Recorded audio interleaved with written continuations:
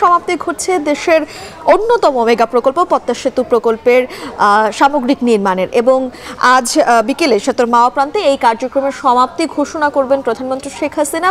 বিকেল 4:30 নাগাদ সেখানে তিনি সমাপনী বক্তব্য রাখবেন। সবকিছু মিলিয়ে সেই অঞ্চলে কিছুটা সাজ রব রয়েছে এবং প্রায় 70,000 কোটি টাকা ব্যয় বহুমুখী এই যে পদ্মা সেতু সেই প্রকল্পের নির্মাণ বা সেই প্রকল্পের যে আনুষ্ঠানিক সমাপ্তি সেটি হবে আজ। এবং 2022 সালের 25 জুন তারিখের কথা নিশ্চয়ই আপনার মনে আছে, কারণ আমরা একসঙ্গে নিউজ পড়েছিলাম এবং আমরা কিন্তু সারাদিনই সেই যে উদ্বোধনের যেই অনুষ্ঠান সেটি কিন্তু সরাসরি সম্প্রচারও হয়েছিল এখন টেলিভিশনের পর্দায়। এবং তখন আসলে কিছু কিছু কাজ বাকি রয়ে গিয়েছিল, নদী শাসন সহ অন্যান্য আরও কিছু কারিগরি কাজও কিন্তু বাকি রয়েছিল। সেই যে কাজ সেটি কিন্তু একেবারেই শেষ পর্যায়ে রয়েছে এবং ওবায়দুল কাদের যেটি বলেছেন যে এই যে এখন যেই কাজগুলো রয়েছে ধীরে ধীরে সেতুর সকল কার্যক্রম রাষ্ট্রীয় তত্ত্বাবধানে নেওয়ার পরিকল্পনা কিন্তু করা হচ্ছে। আমরা এই বিষয়ে আরও বিস্তারিত জানতে চাই, এখনকার চিত্র কি রয়েছে সেটি আমরা জানবো এবং আপনাদের দর্শক জানাবো। এই মুহূর্তে মাওয়া প্রান্ত থেকে আমাদের সঙ্গে যুক্ত আছেন সহকর্মী দেবরাজ দেব। চলে যাচ্ছি তার কাছে। দেবরাজ, নিশ্চয়ই উৎসবের আমেজ বিরাজ করছে এই মুহূর্তে। দেখতে পাচ্ছি যে সুধী সমাবেশের যে স্থল সেখানে আপনি রয়েছেন। একটু জানাবেন যে সমাপনী আয়োজনে আসলে কি কি থাকছে এবং অনুষ্ঠান ঘিরে স্থানীয়দের যে উচ্ছ্বাস সেই উচ্ছ্বাসের খবর আপনার কাছে জানতে চাই।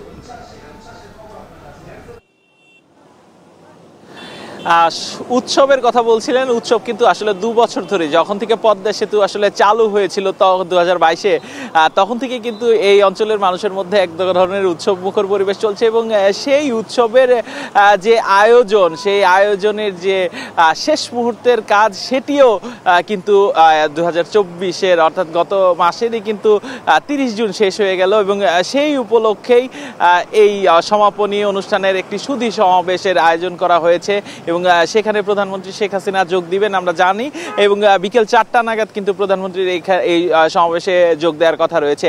এছাড়া আপনি যে বলছিলেন যে আসলে এই অঞ্চলের মানুষের আসলে উচ্ছ্বাসটা কেমন, উচ্ছ্বাস আসলে তাদের বাঁধ ভাঙাই, কারণ দীর্ঘ একটা সময়ে বাংলাদেশের স্বাধীনতার পরবর্তী সময় থেকে যদি বাংলাদেশকে হিসেব করা হয় যে সেই সময় থেকে কিন্তু এই পদ্মার ওপারের মানুষ কিন্তু এক ধরনের বঞ্চিতই ছিল এবং সেই বঞ্চনার কিন্তু শিকার তারা পদে পদে হচ্ছিল এবং সেখান থেকেই এই পদ্মা সেতু কিন্তু তাদের দক্ষিণ অঞ্চলের মানুষের কিন্তু ভাগ্য বদলে দিয়েছে। বলছিলেন যে প্রায় 70,000 কোটি টাকা ব্যয়ের এই সে প্রকল্প, সেখানে সড়ক পথ, রেলপথ এবং সাথে দুপারের যে নদী ভাঙন রোধে যে নদী শাসন, এই সকল কার্যক্রম আসলে শেষ হয়েছে এবং মানুষের দুর্ভোগ শেষ হয়েছে।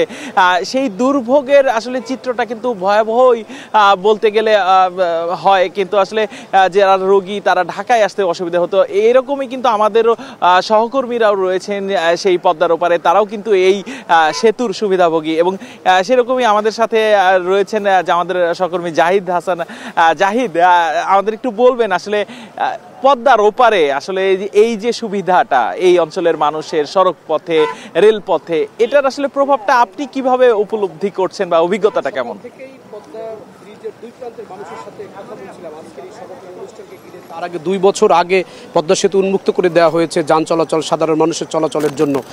পদ্মা নদীর দক্ষিণ প্রান্তে দেশের যে দক্ষিণ পশ্চিম অঞ্চলে যে 19টি জেলা, এই জেলার মানুষের মধ্যে কিন্তু এটি নিয়ে ব্যাপক আগ্রহ ছিল। পদ্মা এই ব্রিজটি এই সেতু কাজ করা একটি চ্যালেঞ্জ ছিল সরকারের জন্য, যেটি উন্মুক্ত হয়ে গেল। এর পরে কিন্তু দক্ষিণ অঞ্চলের মানুষের অর্থনৈতিক যে ব্যাপারটি, স্বাস্থ্যগত যে ব্যাপারটি এবং নানান ধরনের যে উন্নয়ন অগ্রগতির যে বিষয়, এটির সাথে পদ্মা সেতু এত বেশি জড়িত যার কারণে এই সেতুটি সবসময় প্রাসঙ্গিক এই এলাকার মানুষের কাছে।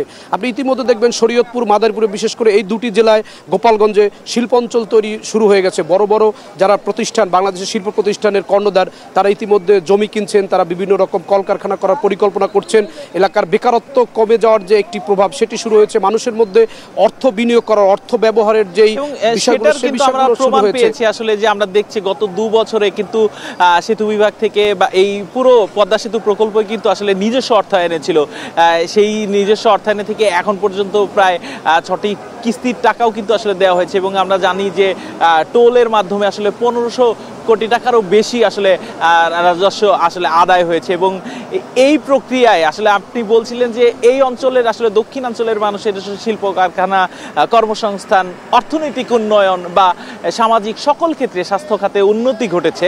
এবং সেই সাথে কি আসলে এই অঞ্চল দিয়ে কিন্তু বিশ্ব দরবারেও কি বাংলাদেশের একটি দুয়ার খুলে যাচ্ছে? পায়রা বন্দর বা পায়রা বন্দর, খুলনার যে মংলা পোর্ট রয়েছে এবং কলকাতার সাথে যেই সড়কের যে সংযোগ, এবং ইতিমধ্যে পদ্মা সেতুতে রেলের কাজও শেষ হয়েছে, এবং আমাদের ভারতের সাথে পার্শ্ববর্তী পশ্চিমবঙ্গের সাথে যেই সড়ক যোগাযোগ সেটি কিন্তু পদ্মা সেতুর সুবিধা ভোগ করা শুরু করছে। ঢাকা থেকে এখন মাওয়া হয়ে খুলনার মধ্যে দিয়ে কিন্তু এখন দ্রুত যেতে পারছে, যেটি আগে যেতে অনেক বেশি সময় লাগতো, মানুষের ভোগান্তি হতো, সময় ব্যয় হতো, সেই জায়গাটি কিন্তু এখন মানুষের নিরূপণ হয়ে যাচ্ছে। অর্থাৎ সেই সাশ্রয় হচ্ছে নানান দিক থেকে।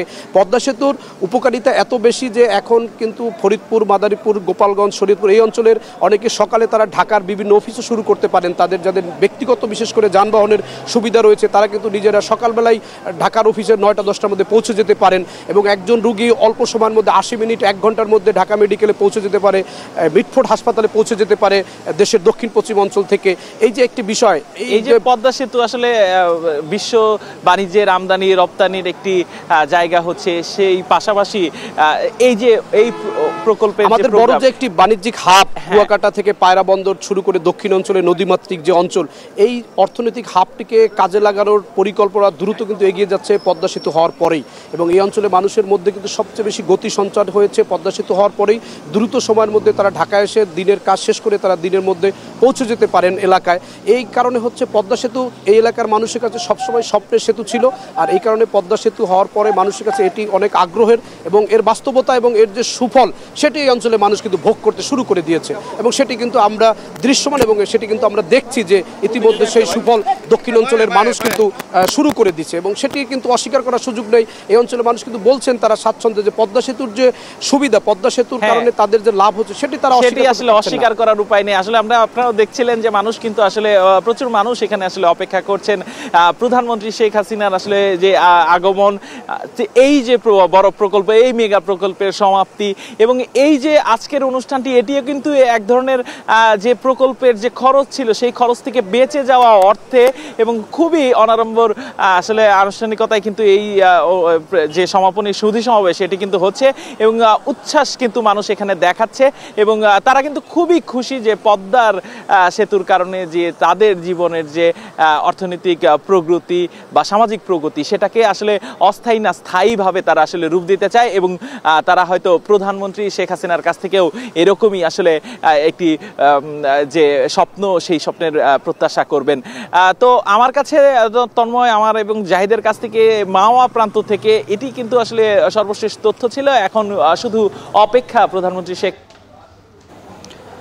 নিশ্চয়ই দেবরাজ, আমরা পরবর্তীতে আবার আপনার সঙ্গে যুক্ত হব। মিম, আমরা আসলে শুনছিলাম যে মানুষের যে উচ্ছ্বাসের কথা এবং পদ্মা সেতুর যে প্রকল্পের যে